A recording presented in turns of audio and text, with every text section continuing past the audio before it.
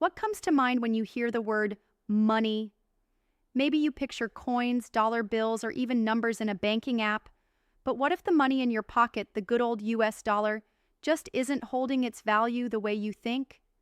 Today on BlockStarU, let's break down why our money keeps losing buying power, what that really means for you, and why Bitcoin is being called a digital shield against inflation. First, let's talk about today's money, the US dollar.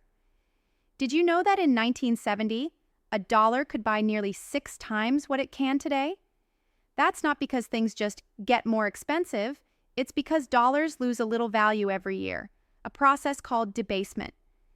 This happens as central banks print more money to pay off debts, fund programs, and keep the economy running, especially during crises.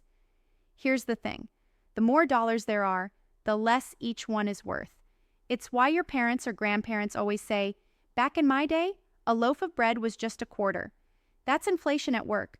Over the past decade, the US dollar has lost value much faster than average, and prices for food, gas, and rent have all surged. What does this mean for you? Your paychecks don't stretch as far. Your savings buy less every year. And for many people, just holding dollars means quietly losing wealth over time. That's where Bitcoin enters the picture. So what exactly is Bitcoin? It's a new kind of money, digital, global, and most importantly, limited.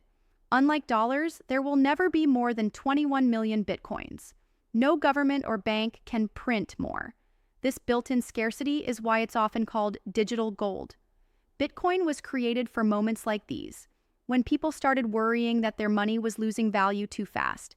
Instead of trusting a central authority not to print more dollars or euros, Bitcoin runs on code, predictable, open, and impossible to change without agreement from everyone in the system.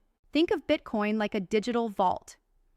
As more dollars are printed, each individual dollar shrinks in value, but there will only ever be 21 million Bitcoins, making each one potentially more valuable over time.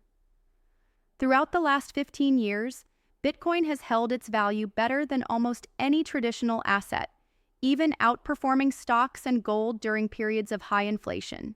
So the next time you notice your money isn't buying as much as it used to, remember, it's not just prices going up, it's the dollar going down. And with innovations like Bitcoin, there's now a real alternative for protecting and growing your wealth. Want to learn how this all works in the real world and what to look out for as you explore Bitcoin and crypto?